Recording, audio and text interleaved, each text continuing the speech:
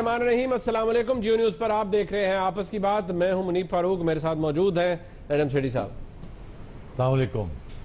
पिछले काफ़ी दिनों से हम डिस्कस कर रहे हैं on day to day basis के जो इस वक्त हालत है भारतीय सरकार की, यानी मोदी सरकार की। अब उस झूठ को छुपाने के लिए जो एक दफ़ा बोल दिया गया है, रोज़ नए नए पैंतरे अडॉप्ट किए जा रहे हैं। अब ये कहा जा रहा है कि कुछ जाली वीडियोस बनाई जा रही हैं जिनकी मदद से ये साबित किया जाएगा कि एक सर्जिकल स्ट्राइक की गई थी, लेकिन उसका कोई सर पैर होगा या नहीं, इसका भांडा पहले ही फूट चुका है। वहाँ की जो कठपुतली हुकूमत है मकबूजा कश्मीर की, वहाँ के रुकन शेख अब्दुल रशीद साहब ने टेलीविजन पर आकर इसका भांडा फोड़ दिया है। इस हवाले से बात होगी। कुछ भारतीय सहाफ़ी जो कि अब तक शायद बेहतर रिपोर्टिंग कर रहे थे, बहुत कम है उनकी तादाद, उन्होंने भी अब एक नई मनगढ़ंत स्टोरी बना ली है। उसमें कितनी जान है, कितना वजन है, उस हवाले से बात करेंगे। आगे चल के बात होगी पाकिस्तान की सियासत की। एक अहम दिन, जॉइंट सेशन था आज पार्लियामेंट का कश्मीर के ऊपर। पाकिस्तान तहरीक इंसाफ की क़यादत और उनके मुख्तलिफ अरकान आज मिसिंग थे, नहीं आए। पाकिस्तान पीपल्स पार्टी वहाँ शामिल थी और खुर्शीद शाह साहब ने प्राइम मिनिस्टर की स्पीच के बाद वहाँ पर स्पीच दी। बाहर निकल के बिलावल भुट्टो जरदारी साहब ने बात की, कुछ अहम बातें थी, उन पर भी बात होगी आज के प्रोग्राम में। आगे चल के कराची की तारीख में अगर कहा जाए कि अब तक का सबसे बड़ा एक किस्म का रेड कंडक्ट किया गया और बहुत बड़ी रिकवरी की गई हथियारों की, और कराची और ख़ास तौर पर सिंध पुलिस को एक क्रेडिट जाता है जो उन्होंने आज किया है, जिसकी तारीफ डीजी रेंजर्स ने भी की है। इसको कहा जाता है कि इसका बहुत ताल्लुक था मुत्तहिदा कौमी मूवमेंट से, बिकॉज ये जहाँ से रिकवर किया गया है ये सारा असला, वो अजीज़ाबाद का इलाका है और आप जानते हैं अजीज़ाबाद किसका स्ट्रॉन्ग होल्ड है। MQM पाकिस्तान ने इस हवाले से कोई बयान जारी नहीं किया और ना ही करने का कोई इरादा लगता है। इस हवाले से बात करेंगे कि ये असला अगर था तो ये कब इकट्ठा किया गया होगा और इस तरह से इसको डंप करने का क्या मकसद हो सकता है, कब इस्तेमाल होना था, वगैरह वगैरह बहुत से सवालात हैं। इस प्रोग्राम में आज इस हवाले से बात होगी। आखिर में अगर वक्त बचा तो मैं आपको ये दिखाने की कोशिश करूँगा कि हमारे मुल्क की सियासत का मेयार क्या होता जा रहा है। हमारे सियासी कायदीन जलसों में खड़े होकर हमारे मुल्क की आवाम, ख़ास तौर पर यंग जनरेशन को क्या पैगाम दे रहे हैं। सेठी साहब, सबसे पहले बात हो जाए, आपने भी वो रिपोर्ट पढ़ी, इंडियन अखबार के अंदर भी आई हुई है अपेरेंटली जी के कोई इन्वेस्टिगेशन उन्होंने की है जिसके नतीजे में उनको ये मालूम हुआ है कि जी कोई सर्जिकल स्ट्राइक हुई थी, और अब ये भी कहा जा रहा है कि जी कोई वीडियोज़ बन रही हैं, को क्या हो रहा है। अब कितना वजन है उस आर्टिकल के अंदर, और वो जो इन्वेस्टिगेशन रिपोर्ट है, इनफैक्ट जो रिसर्च की है प्रवीण स्वामी साहब ने, तो आपको लगता है उसमें कोई जान है? मैं आपको यही बता सकता हूँ कि उनका दावा क्या है, फिर आप खुद फैसला कर लें कि इसमें जान है या नहीं है। बड़ी दिलचस्प बात है कि एक वीडियो भी साथ बनाई है और साथ एक लंबा चौड़ा मजमून भी लिखा है। वीडियो में ये साहब बैठकर बताते हैं कि इनकी तफ्तीश इन्हें कहाँ ले गई। लुबे लबाब क्या है? ये लाइन ऑफ कंट्रोल है। आप पाकिस्तान में हैं, मैं हिंदुस्तान में हूँ, ये लाइन ऑफ कंट्रोल। मेरे पास सहाफ़ी हिंदुस्तान का आता है क्योंकि मैं इंडियन साइड पे हूँ, मगर मैं कश्मीरी मुसलमान हूँ। मुझे कहते हैं आप अपने जो रिश्तेदार हैं आपके उस तरफ, हाँ हैं, अच्छा तो आप उनको फ़ोन करें और व्हाट्सएप पे, और उनसे पूछें कि उन्होंने क्या देखा। अच्छा, तो मैं व्हाट्सएप के ऊपर आपको फ़ोन करता हूँ, आप मेरे दूर दराज के रिश्तेदार हैं और कन्वीनियंटली वो बिल्कुल लाइन उधर ही आप बैठे हुए हैं, इधर मैं बैठा हूँ उधर आप बैठे हुए हैं, और उनसे पूछते हैं कि बताइए कि क्या हुआ। तो वो उधर से आपको व्हाट्सएप के ऊपर बताते हैं कि हाँ हुआ तो है कुछ गड़बड़, कुछ स्ट्राइक शाइक्स तो हुई हैं। फिर आपसे ये पूछा जाता है कि आपने खुद हिंदुस्तानी सोल्जर्स देखे? नहीं, हमने खुद तो नहीं देखे, मगर यहाँ आवाज़ें बड़ी आई, ठाठू बड़ी हुई। अच्छा, कोई जिहादी कैंप्स तो यहाँ थे ना, लश्कर तैयबा के और जैश मोहम्मद के? हाँ, एक ज़माने में थे, مگر وہ بند کر دیے گئے اور اب پھر ایکٹیو ہو گئے تھے وہ. اچھا تو وہ کیمپوں کے اوپر کوئی اٹیک ہوئی ہم نے خود تو نہیں دیکھی, مگر وہ ایک گھر تھا یہاں ایک زمانے میں جہادی آ کے رہتے تھے. اب پتہ نہیں وہاں آپ تھے یا نہیں تھے, مگر وہ جل گیا. اچھا تو پھر کوئی ڈیڈ باڈیز آپ نے دیکھی؟ سنا ہے کہ کچھ لاشیں تھیں. اچھا تو آپ نے انڈین سولجرز دیکھے؟ نہیں, ہم نے دیکھے تو نہیں, ٹھاٹھو کی آوازیں بڑی آئیں. اچھا یہ انویسٹیگیٹو رپورٹ ہے. اب میں حیران ہوں کہ آج کل ہندوستان میں ذمہ دار جرنلزم اس کو کہتے ہیں, اور مجھے افسوس ہے اس بات کا کہ یہ جو جنگوازم ہے, یہ جو پیٹریٹزم جسے کہتے ہیں, محب الوطنی, وہ اس حد تک چلی گئی ہے کہ اب آپ جھوٹ بھی پیڈل کر رہے ہیں. کس حد تک گریں گے؟ کس حد تک, ہاں کس حد تک گریں گے آپ؟ مطلب ہے کہ آپ اس حد تک کہانیاں بنانی شروع کر دی ہیں آپ نے. اچھا اب یا تو ہوتا کہ کچھ لوگ پکڑے جاتے, کچھ جب جیسے ہندوستان کی فوج نے دعویٰ کیا تھا کہ جب وہ سرجیکل سٹرائک کرنے گئے تو ان کے پاس بھی اسی قسم کے گنز کے اوپر کیمرے لگے ہوئے تھے, جیسے او بی ایل کا ہوا تھا, مرینز جو امریکن مرینز کی گنز کے اوپر لگے ہوئے تھے. اور وہ آپ نے بڑی فیمس تصویر دیکھی ہوگی کہ سارے سچویشن روم میں وائٹ ہاؤس میں بیٹھے ہوئے ہیں اور ایسے کر کے دیکھ رہے ہیں اور لائیو آپریشن ان کو دکھایا جا رہا ہے. ہمیں یہ کہا گیا تھا کہ اسی طریقے کے ساتھ انڈین آرمی نے بھی یہی کیا. اچھا اب کیونکہ 4-5 دن گزر گئے ہیں اور امپورٹنٹ آوازیں کھڑی ہو گئی ہیں ہندوستان میں, جو سوال جنہوں نے کرنا شروع کر دیا ہے, یہ صرف عام پارٹی نہیں, کانگریس کے اندر بھی لوگ پوچھ رہے ہیں. اور پیسنکس سے مراد وہ کہ جو لوگ ہندوستان میں چاہتے ہیں امن ہو پاکستان کے ساتھ, وہ بھی ایک لابی ہے, لبرل لابی ہے, وہ انہوں نے بھی سوال کرنے شروع کر دیے ہیں کہ بھئی محب الوطنی اپنی جگہ, مگر یہ جو ہندوستان میڈیا اور ہمیں جو گولی دی جا رہی ہے اس کا کوئی ثبوت کہیں نہیں مل رہا. تو میں سمجھتا ہوں وہاں اس قسم کا ماحول بنا ہوا ہے, اور اس ماحول میں یہ بالکل عین ممکن ہے کہ اتنا پریشر ہے انڈین آرمی کے اوپر گورنمنٹ کی طرف سے اور میڈیا کی طرف سے اب کہ بھئی کچھ تو دکھا دو, کیونکہ آپ کہہ بیٹھے ہیں اور وہ پاکستانی ہمارے گلے پڑے ہوئے ہیں, کہتے ہیں کوئی ثبوت, اور دنیا بھی چپ کر کے بیٹھی ہوئی ہے اور ہر جگہ پہ یہی ہو رہا ہے کہ جی ثبوت کوئی نہیں, باتیں ہی ہو رہی ہیں, تو کچھ دکھائیں. تو میرا خیال ہے آج وہ جو مقبوضہ کشمیر کے ایک لیڈر ہیں, انہوں نے یہ انکشاف کیا ہے کہ جس علاقے سے وہ تعلق ہے ان کا, وہ کہہ رہے ہیں کہ وہاں ایک ایریا کو کارڈن آف کر کے فلمنگ ہو رہی ہے, اور پورا ایک سیناریو بنایا جا رہا ہے. پہلے کوئی ہاٹ شاٹس بنائے ہیں, گھر بنائے ہیں, پھر ان کو بلو اپ کیا جا رہا ہے, پھر یہ آ رہے ہیں, پھر یہ جا رہے ہیں, اور اگلے 1-8 دن کے اندر اس قسم کی ویڈیو ریلیز کی جائے گی. یہ مقبوضہ کشمیر میں یہ انکشاف ہوا ہے, ہم نے نہیں کیا, وہاں سے یہ بات آ رہی ہے اور آج ہمارے چینلز نے یہ دکھائی ہے. تو میں سمجھتا ہوں کہ یہ حالات ہیں. اب اس میں مجھے اس بات کا یقین ہے منیب کہ یہاں ہم کہہ رہے ہیں کہ ہماری طرف سے بڑا ذمہ دارانہ جواب دیا کہ ایسی کوئی سرجیکل سٹرائک نہیں ہوئی, اور انہوں نے مارٹر فائرنگ کی ہے, اور ہو سکتا ہے کہ 50-20 گز اندر آ گئے ہوں اور پھر بھاگ گئے ہوں, صرف یہی دکھانے کے لیے کہ ہم نے کچھ کیا ہے across the line of control. وہ جیسے بچے ہاتھ لگا کے بھاگ جاتے ہیں, تو وہ اور اس کو فلم کر لیا ہو کہ ہم کراس کر رہے ہیں, جا رہے ہیں, پھر اور وہ اگر وہ واپس ہی بھاگ رہے ہوں گے تو ایسے ہی لگے گا کہ آگے آگے ہی جا رہے ہیں. تو میں یہ سمجھتا ہوں کہ یہ مذاق بن چکا ہے. ایک بات کا مجھے یقین ہے جس کی وجہ سے میں یہ سمجھتا ہوں کہ یہ سرجیکل سٹرائکس نہیں ہوئی, باقی ساری چیزیں چھوڑ دیں, آپ سمجھے میری پریجوڈس, ٹھیک ہے, پریجوڈس سمجھے میری, کوئی حقیقت اس میں نہ سمجھے آپ, مگر میں آپ سے یہ کہتا ہوں کہ اگر کوئی چیز پاکستان افواج کے بارے میں کوئی کہا کچھ جا سکتا ہے سائیکولوجیکلی, وہ یہ ہے کہ یہاں جو ماحول ہے نا ہماری آرمی کا, وہ وہی ماحول ہے جو کہ آپ نے پچھلی جنگوں میں دیکھا کہ تسی ایک کو سن لاؤ گے, اسی دو لاؤ گے.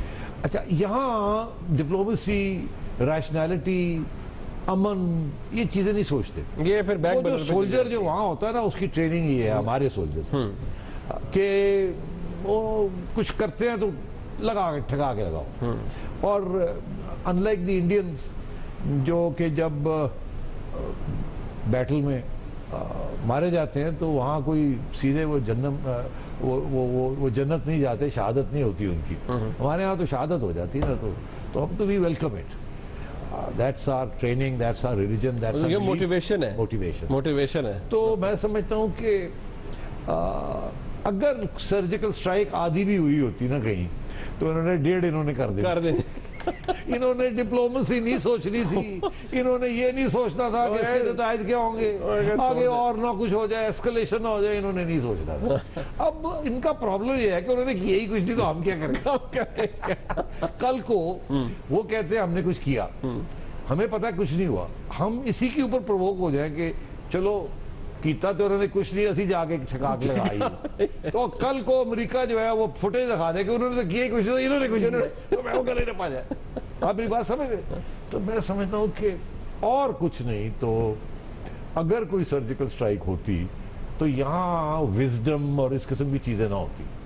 یہ جینیونلی ہماری سائڈ اس شاکڈ کی، یار ہویا کی ہے، وہ ہی کچھ نہیں تو اسے کریے گی. مطلب یہاں تو پھر باقاعدہ وہ جو ہوتا ہے نا کھڑکانے والا کانسیپٹ. ہاں وہ ہے. اچھا تو اس لیے اب ان کے لیے پرابلم یہ ہے کہ اگر وہ یہ کہتے ہیں اسی کو سن نہیں ماریا تو عوام انہوں کو سن مار دے گی. آپ سمجھے نا کہ بھئی آپ کیا کر رہی تھی، بڑی فوج، اتنا بڑا یہ گریٹ پاور فلانا نگڑا. تو اس لیے میں کوئی سرجیکل سٹرائکس نہیں ہوئی، اور اگر کوئی ہوئی ہوتی تو پہلے دن ہی انہوں نے دکھا دینا تھا، اور جیسے ہی وہ دکھا رہے ہوتے یہاں سے ٹھکائی ہو رہی ہوتی. تو ایسی بات نہیں ہوئی. اب یہ جو سینئر جرنلسٹ وہاں بیچارے انڈر پریشر آ چکے ہیں. آپ نے دیکھا اوم پوری جو کہ ایک ایکٹر ہے، very fine actor, and others, Salman and Khan and others, they are coming under pressure. آپ مسلمان ہو یا ہندو، if you speak the truth at a time of jingoism and nationalism and prejudice and pride، تو اس وقت آپ کی بات سننے کے لیے تیار نہیں بھی ہوتا. ہمارے ساتھ اگر ایسا حادثہ ہوتا تو یہاں بائی دا وے یہاں بھی یہی ہونا تھا. میں آپ کو بتاؤں، اگر انہوں نے ہمارے ساتھ کچھ کیا ہوتا نا اور ہم پرووک ہو جاتے اور ہم سمجھتے کہ انہوں نے یہ کیا اور ہم نے کوئی سرجیکل سٹرائک کرنی ہے اور ہم نہ کرتے اور ہم کہتے کہ سرجیکل سٹرائک ہم نے کی ہے، تو یقین کریں 90-95% صحافی یہاں بھی وہی محب الوطنی کے جذبے میں یہی کہتے ہیں کہ ہم نے کی ہے. انڈیا میں بھی ایسے ہی ہوگا، پتہ لگ جائے گا کہ کچھ نہیں ہوا اور اس کی قیمت سرکار، مودی سرکار کو دینی پڑے گی in the times to come.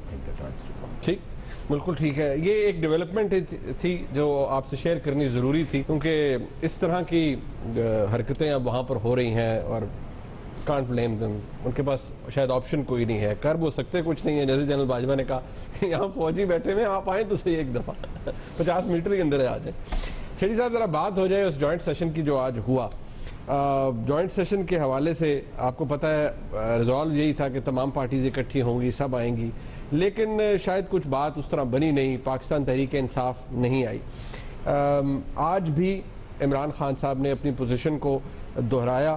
Imran Khan صاحب نے کیا کہا ایک دفعہ دیکھ لیتے ہیں. سارے پاکستان کی پارٹیز کا، گورنمنٹ کا ایک متفقہ ریزولوشن آ گئی تھی. اب آج کے اجلاس میں کوئی نئی بات نہیں ہونے لگی تھی. میں نے آج کا اجلاس میں اس لیے نہیں گیا کیونکہ ایک پرائم منسٹر جس کے ثبوت مل چکے ہیں منی لانڈرنگ پہ، اربوں روپیہ ملک سے باہر لے جانے کا، میں اس کو پاکستان کا پرائم منسٹر نہیں مانتا. اگر وہ اس کو ایک پرائم منسٹر مانتے ہیں، میں نہیں مانتا. اس لیے سنیں، جب تک نواز شریف اپنے آپ کو ان 2 چیزیں نہیں کرتا، یا استعفیٰ دیتا ہے یا جواب دیتا ہے، اپنے آپ کو احتساب کے لیے پیش کرتا ہے، تحریک انصاف اس پارلیمنٹ میں نہیں جانے لگی.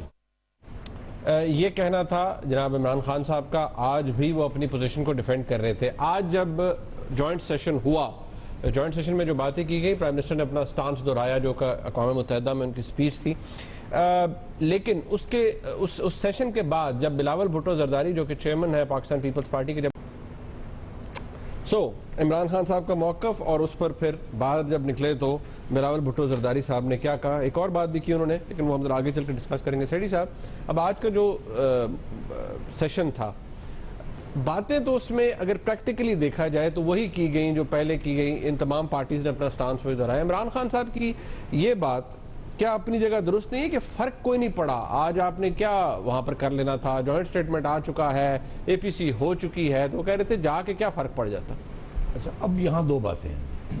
کل انہوں نے ایک بات کی تھی، آج ایک دوسری بات بھی کر دی جس کا آپ نے ذکر کیا۔ کل انہوں نے کہا تھا میں تو پرائم منسٹر مانتا ہی نہیں ہوں، آج بھی کہا ہے، میں وہی کہہ رہا ہوں، کل انہوں نے کہا تھا کہ میں ان کو پرائم منسٹر نہیں مانتا، اس پارلیمنٹ کو میں سمجھتا ہوں الیجیٹمیٹ، تو میں وہاں جا کے کیا کروں؟ آج انہوں نے وہ بات بھی کہی پھر سے، مگر ساتھ یہ بھی کہہ دیا کہ وہاں تو کوئی نئی بات نہیں ہونی تھی۔ ارے بھائی، اگر نئی بات نہیں ہونی تھی اور اگر نئی بات ہوتی تو کیا آپ چلے جاتے؟ اگر وہاں کوئی نئی ڈیولپمنٹ ہونی تھی یا اس کا امکان ہوتا تو کیا آپ اس چلے جاتے، اس کے باوجود کہ آپ سمجھتے ہیں کہ نواز شریف الیجیٹمیٹ ہے اور یہ پارلیمنٹ الیجیٹمیٹ ہے؟ تو یہ ایشو نہیں ہے کہ وہاں کوئی نئی بات ہونی تھی یا نہیں ہونی تھی، یہ ایشو نہیں ہے۔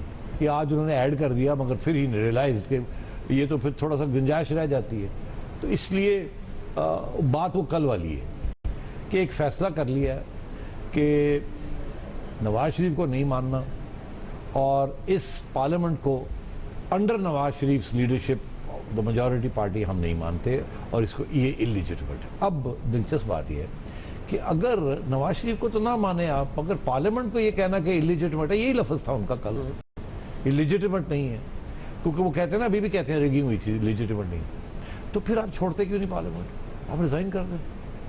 پریسائسلی سوال یہ کیا رہتا ہے کہ اگر آپ نے ایکچوئل کرائسس کریٹ کرنا چاہتے ہیں وہ، یا اگر وہ چاہتے ہیں کہ حکومت نہ چلے، تو کیا 3 جگہوں سے استعفے دے دینا پھر حکومت چل سکتی ہے؟ بالکل چل سکتی ہے۔ عمران خان صاحب کے استعفے دینے کے ساتھ حکومت کو کوئی اتنا تکلیف نہیں ہوگی، حکومت چل سکے گی۔ آپ نے دیکھا کہ استعفے دیے یا نہیں دیے، کتنا عرصہ وہ پارلیمنٹ سے باہر بیٹھے رہے، تو حکومت بھی چلتی رہی، پارلیمنٹ بھی چلتی رہی۔ البتہ اس میں کوئی شک نہیں ہے کہ اگر ساری اپوزیشن یہ فیصلہ کر لے کہ انہوں نے اب میس ریزگنیشنز دینے ہیں، تو پھر سینٹ خالی ہو جائے گی، بیکاز سینٹ میں دوسروں کی میجورٹی ہے، اور نیشنل اسمبلی میں نون لیگ اور اس کے 15 اور سپورٹرز جو ہیں وہ رہ جائیں گے۔ پھر ایک کرائسس، کانسٹیٹیوشنل کرائسس بن سکتی ہے، مگر باقی سیاسی جماعتیں تو عمران خان کا ساتھ نہیں دے رہی نا اس ایشو کے اوپر۔ وہ تو کہتی ہیں کہ ہم بھی کہتے ہیں ریگنگ ہوئی ہے، مگر پارلیمنٹ لیجیٹمیٹ ہے۔ یہ بالکل ویسے ہی ہے جیسے وہ ایم کیو ایم والوں کو الطاف بھائی کہہ رہے ہیں کہ یہ انلیجیٹمیٹ ہو گئے ہیں کیونکہ یہ میرے ووٹ پہ آئے تھے، وہ کہتے ہیں نہیں، ہم لیجیٹمیٹ ہیں، ہم پارلیمنٹ میں بیٹھے ہیں۔ تو میں سمجھتا ہوں کہ یہ ایک ان کے لیے ایک پالیسی کی کرائسس ہوئی ہوئی ہے پی ٹی آئی کی، جس میں فیصلہ یہی ہوا ہے کہ اب باقی باتیں چھوڑیں، اب جنہوں نے آر یا پار، گرتی ہوئی دیواروں کو ایک دھکا اور لو۔ اب بات یہ کیا دیواریں گرنے والی ہیں یا گر رہی ہیں؟ البتہ اگر آپ بلاول بھٹو کی بات جو سننے کو آئے تو وہ تو بالکل اتفاق نہیں کرتے، اسی لیے انہوں نے عمران خان کا ساتھ نہیں دیا، مگر وہ ایک بات کے اوپر وہ بھی متفق ہے کہ جی نواز شریف صاحب جائیں، پارلیمنٹ رہے، نواز شریف جائیں، اگلی احتساب ہو، احتساب ہو۔ احتساب سے مراد یہ نہیں ہے کہ میرا احتساب ہو یا میری پارٹی کا احتساب ہو، وہ دوسرے کا احتساب کی بات ہوتی ہے، یار کم آن۔ تو اگر تو صرف نون لیگ کا احتساب کی بات ہوتی نا تو یقینی طور پہ 1-2 پارٹیز نے اور بھی جوائن کر لینا تھا، مگر انہیں پتا ہے کہ اگر احتساب ہو گیا تو اگر پھر تو سارے کا ہی ہوئے گا، تو اس سے سارے سے ہوئے تو سارے ہی لگے جاؤں گے۔ اچھا، ایک بریک، مجھے بریک لینی پڑی ہے، گفتگو جاری ہے کیونکہ حکومت کے اوپر بھی اب دباؤ بڑھ رہا ہے، کس حوالے سے اس پہ ذرا بات کریں گے بریک کے بعد۔ اور بلاول بھٹو زرداری صاحب نے جو آج کہا ہے عمران خان صاحب کے حوالے سے، انہوں نے موقف فرما بیان کیا لیکن کچھ اور بھی کہا ہے، اس پہ بات کریں گے بریک کے بعد، اور ساتھ رہیے گا۔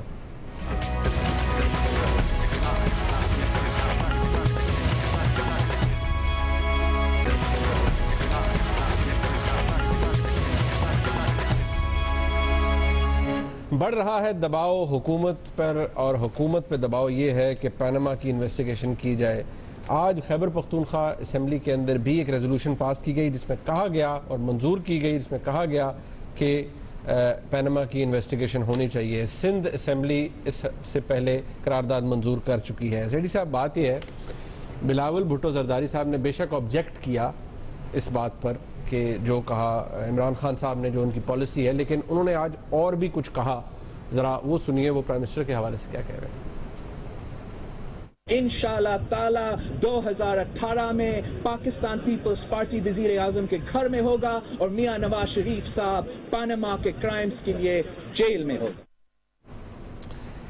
بلاول بھٹو زرداری صاحب نے بڑی ایک سخت بات کی. انہوں نے کہا پرائم منسٹر جیل میں ہوں گے نواز شریف صاحب 2018 میں, اور Peoples Party prime minister house میں ہوگی. دیکھیے اس وقت پیپلز پارٹی اور عمران خان دونوں کا ایک چیز میں انٹرسٹ ہے کہ کسی طریقے کے ساتھ نواز شریف کی چھٹی ہو. کیوں؟ نواز شریف کی چھٹی ہونے کے ساتھ نون لیگ کمزور ہو جاتی ہے. نون لیگ کا جو پاپولر لیڈر ہے وہ نواز شریف ہے, ایپی سینٹر آف پاور. اگر میاں صاحب کی چھٹی ہو جاتی ہے تو یہ نون لیگ آدھی ہو جائے گی. آنیسٹلی آپ نے دیکھا کیا ہوا تھا جب میاں صاحب کو پکڑ کے جیل میں ڈال دیا تھا تو کیوں بن گئی تھی, ٹھک کر کے کیوں بن گئی تھی. تو وائی زیڈ لیگ بننے کا تو بہت جلدی بن جاتی ہے. ساری لیگ کا تو ہسٹری ہے. اب کیونکہ نواز شریف پاپولر لیڈر بن گیا ہے تو اس کی چھٹی کرانا بڑا ضروری ہو گیا. اس سے فائدہ کس کا ہوتا ہے؟ پیپلز پارٹی کا اور عمران خان کا. بیکاز جب تک نون لیگ انڈر نواز شریف ایک اسٹرانگ میجورٹی پارٹی ہے اور پنجاب ووٹ میجورٹی ان کو ملتا ہے تو اسمبلی میں تو پھر وہی رول کریں گے نا. تو you kill two birds with one stone. عام طور پہ یہ ہوتا ہے کہ کسی سیاسی جماعت کا لیڈر ہٹ جائے تو سیاسی جماعت کو اتنا نقصان نہیں پہنچتا, نیا لیڈر آ جاتا ہے. یہاں یہ ہے کہ زرداری صاحب یا بلاول ہٹ جائیں تو پیپلز پارٹی زیرو ہو جاتی ہے. وہ اور بات ہے کہ آج کل ذرا ویسے ہی تھوڑی سی ڈاؤن جا رہی ہے because of the same leaders. تو Bilawal and Imran on the same page کہ کسی طرح میاں صاحب بھی فارغ ہوں, نون لیگ گرے, اسپیس بنے گی, اس میں پھر ہم آ جائیں گے. اور جب تک نون لیگ ہے, ان کا ووٹ بینک ہے, اس وقت تک ہمارے لیے مشکل ہے. خاص طور پہ پیپلز پارٹی کے لیے گراؤنڈ لوز کیا ہے. تو اس لیے دس از نیچرل ٹو ایکسپیکٹ کہ دونوں کے جو آپس کے جو رشتے ہیں ان میں ایک کامن ایلیمنٹ ہے. وہ یہ ہے کہ کسی طریقے کے ساتھ Nawaz Sharif the popular leader اس کو فارغ کیا جائے, نون لیگ کمزور کی جائے, اور اس کے بعد الیکشن ایسی ہو کہ ہم اس میں آ جائیں, ووٹ بڑھ جائے اور ہم آ جائیں, ختم ہو گئی بات. سیٹھی صاحب کل بھی ہم بات کر رہے تھے سازش یا نو سازش, کانسپریسی یا نو کانسپریسی, لیکن 6 مہینے سے ایک ایشو چل رہا ہے. مسلم لیگ نون کے پاس کیا ہے دکھانے کے لیے کہ جناب دیکھیے ہم نے سوائے اس لیٹر کے جو لکھا چیف جسٹس صاحب کو انہوں نے واپس بھیج دیا کہ اس طرح انویسٹیگیشن ہم نہیں کر سکتے, یہ تو صدیاں لگ جائیں گی. اب بات یہ ہے کہ کیا یہ وقت آ گیا ہے کہ جب فائنلی مسلم لیگ نون کو کچھ کنسیڈ کرنے پڑے گا یا ابھی وہ وقت نہیں آیا؟ نہیں, میں نے تو اب سے پہلے دن سے کہہ رہا ہوں کہ کنسیڈ کچھ نہ کچھ تو کرنا پڑے گا, فائل کا پیٹ بھرنا پڑے گا. اب اگر نون لیگ خود نہیں کرے گی, پرائم منسٹر صاحب خود نہیں کریں گے تو کچھ ادارے کر دیں گے. تو مگر اس کا یہ مطلب نہیں ہے کہ اس کا جو اثر ہے وہ میاں صاحب کے اوپر آئے گا. تو اس لیے آپ نے دیکھا جیسے کل میں نے کہا تھا کہ پریشر پڑ رہا ہے. نون لیگ کی طرف سے ٹیکٹکس یہ ہیں کہ کچھ نہ ہو, ڈیلے ہو اور یہ سارا کے سارا پھس ہو جائے. دوسری طرف پریشر ہے کہ فوری طور پہ ہو, کوئی فوری طور پہ ہو, تو پھر کوئی درمیانہ راستہ نکلتا ہے. درمیانے راستے میں پھر یہی ہوتا ہے کہ ادارے انڈر پریشر آ جاتے ہیں. اگر آپ ایک ہی چیز کو دہراتے جائیں اور پھر اسٹریٹ پاور بھی آپ کے پاس ہو, سینٹ بھی آپ کے پاس ہو, تو پھر فرق پڑتا ہے نا. تو اس لیے میرا یہ خیال ہے کہ یہ کسی نہ کسی قسم کی انکوائری تو ضرور ہوگی. اب وہ انکوائری جو ہے کیا رخ لیتی ہے, میں سمجھتا ہوں کور ایلیمنٹ کیا ہے اس انکوائری کا. کور ایلیمنٹ جو آپ ایز اے وکیل جانتے ہیں کہ 2 طریقے ہوتے ہیں انکوائری کرنے کے. ہماری تاریخ میں, ہماری ہسٹری میں, ہماری ٹریڈیشن میں ڈیو پروسیس جو ہے وہ یہ ہے کہ آپ انوسنٹ ہیں اور میرا جاب ہے to prove that you are guilty. ٹھیک ہے, پروسیکیوشن کا جواب ہے. جو دوسرا طریقہ یہ ہے کہ جی آپ گلٹی ہیں, نیب والا کام جو ہے, نیب والا کہ اپنی انوسنس ثابت. ہم کہتے ہیں آپ نے اتنے پیسے بنا لیے, آپ بتائیں کہ آپ نے پیسے نہیں بتائے. ہاں, نہیں بنائے, یا اگر بنائے ہیں یہ آپ کے تو لیجیٹیمیٹ ہے, پروف کریں. مگر ہم کہتے ہیں کہ آپ ہیں پکڑ کے لے گئے آپ کو. اب اعتزاز احسن اور عمران خان صاحب کہتے ہیں یہ سسٹم ہونا چاہیے. اس سسٹم کے تحت پینما لیکس کو انکوائری کرنی چاہیے کہ ہمیں پتہ ہے کہ آپ نے غلط کیا ہے کیونکہ آپ کا نام آ گیا ہے. اب آپ ثبوت دیں کہ آپ نے کوئی غلط کام نہیں کیا. اگر تو یہ قانون بن جاتا ہے تو پھر مشکل ہو جائے گا, بیکاز جیسے بڑا مشکل ہے یہ پروف کرنا کہ آپ نے کوئی جرم کیا ہے, اسی طریقے کے ساتھ بڑا مشکل ہو جاتا ہے ہر سوال کا جواب دینا کہ آپ نے نہیں کیا کچھ غلط کام, خاص طور پہ جہاں فائنینشیل چیزیں انوالوڈ ہوں. اس لیے یہ اس کے اوپر کشمکش ہوگی. ہمارے ادارے جو ہیں وہ تو ہمیشہ پروف مانگیں گے, ان کی ٹریننگ ہی یہ ہے کہ بھئی آپ الزام لگا رہے ہیں, منیف فاروق نجم سیٹھی پہ الزام لگا رہا ہے, منیف فاروق ثبوت کیا آپ کے پاس, یہی ہے.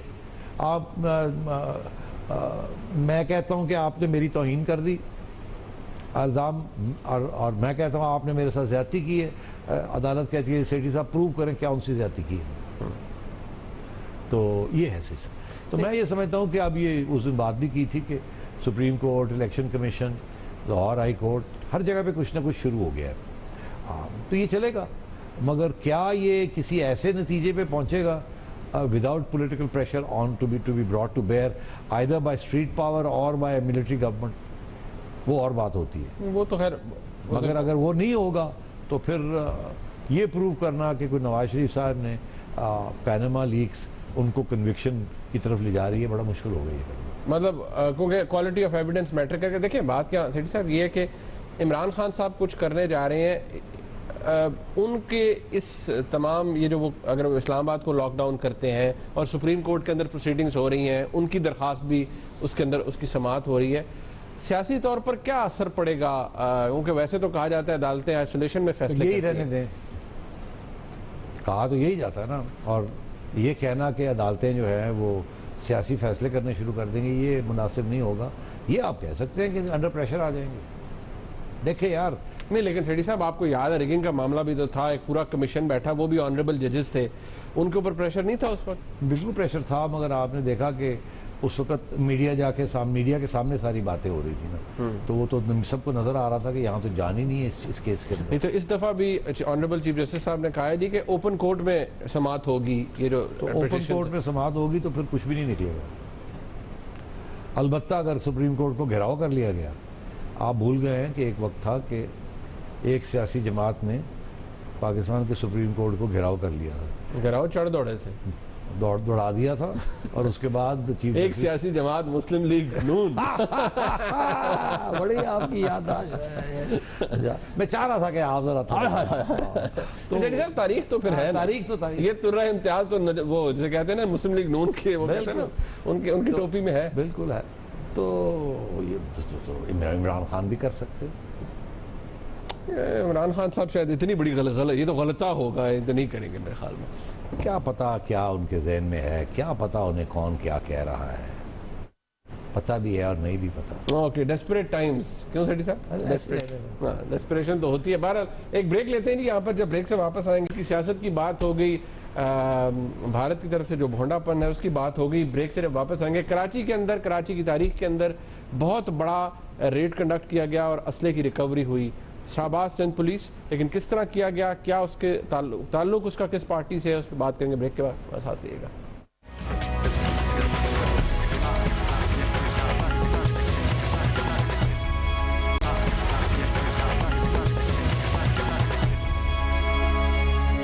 زبردست کارروائی کی گئی کراچی پولیس کی طرف سے, سندھ پولیس کی طرف سے. ایک بہت بڑا ڈین ریکور کیا انہوں نے اسلحے کا. ایک گھر کے اندر یہ اسلحہ ڈمپ کیا گیا تھا. کراچی پولیس چیف کیا کہہ رہے ہیں, کس پارٹی سے تعلق ہے, نام نہیں لیا انہوں نے لیکن اشارے سارے دے دیے. دیکھیے یہ بلانگ کس سے کرتا ہے, یہ اسلحہ تھا کتنے؟ بھائی جب میں نے ایک سیاسی پارٹی بولا, 90 بولا, عزیز آباد بولا, تو پھر اس کے بعد کچھ گنجائش رہ جاتے. جس ایریا سے برآمد ہوا ہے وہ آپریشن, تو وہاں پہ کسی اور پارٹی کا تو تعلق ہے ہی نہیں. جس ایریا سے برآمد ہوا وہاں کسی اور پارٹی کا تعلق نہیں. سیٹھی صاحب, اس قسم کا اس میں کہا جاتا ہے کہ شاید نیٹو کا اسلحہ بھی تھا. اب آئی ڈونٹ نو کس طرح سے اسمگل کیا گیا, نیٹو کے پاس, مطلب وہ اب. لیکن یار یہ جو for example bullet proof vest, ہاں پیور نیٹو.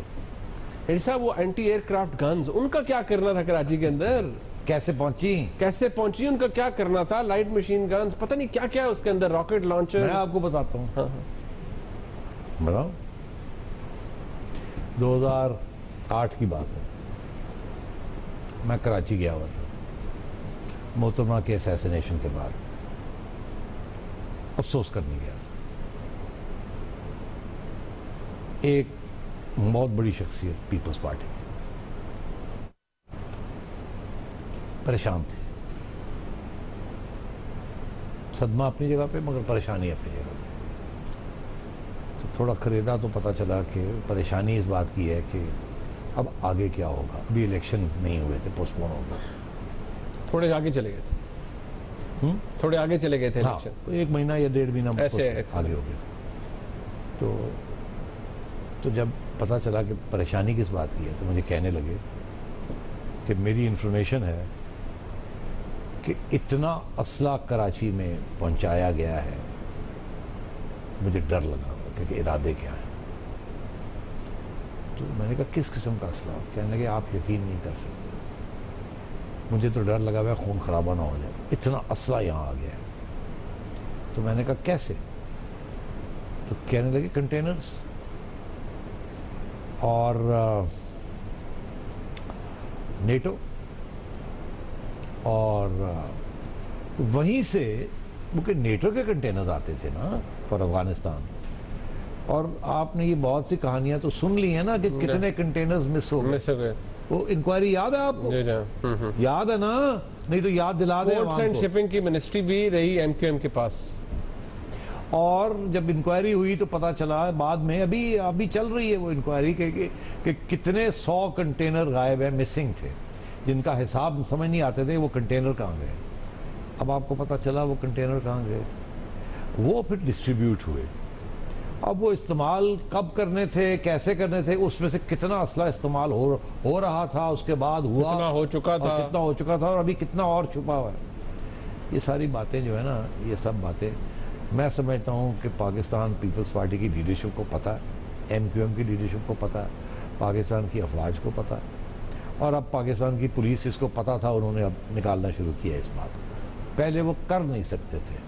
پہلے کراچی کی پولیس کے پاس اختیارات ہی نہیں تھے, بیکاز آپ نے خود کہا کہ اس وقت لوکل گورنمنٹ کس کے پاس تھی ڈیورنگ مشرف's ٹائم, اینڈ کیسے ہوا اور کیا نہیں ہوا. ابھی بھی کہتے ہیں ایک ٹپ آف ملا تھا ایک کارکن کی طرف سے جب انہوں نے ریڈ کنڈکٹ. تو یہ ہے کہ اب اس کے اوپر سوچنا چاہیے آپ کو کہ یہ سب کچھ ہو رہا تھا, اور ایم کیو ایم اور الطاف پارٹی ایک ڈکٹیٹر کے ساتھ ایک الائنس تھا, اور اس کے دوران, اس الائنس کے دوران 99 سے لے کے اور 2007-8 تک, جب تک وہ رہے مشرف صاحب, وہ ایک الائیو اینڈ ککنگ تھا, اور یہ چیزیں ہو رہی تھیں جس کے اوپر بلائنڈ آئے. جب پتہ تھا یہ ہو رہا ہے ادھر دیکھتے تھے, کیونکہ سیاسی طور پہ یہ ریکوائرمنٹ تھی کہ ایم کیو ایم کے ساتھ ہاتھ بٹایا جائے. تو یہ پھر جب لوگ مجھے پوچھتے ہیں کہ جی, یا کہتے ہیں کہ جی جمہوریت جو ہے وہ درزی نے ٹھیک نہیں بنائی, تو میں یہ پوچھتا ہوں آپ نے جو اچکن اپنے لیے بنائی تھی اس کے پاکستان کے لیے کیا نتائج چھوڑے؟ بہت بڑا سوال ہے یہ بھی.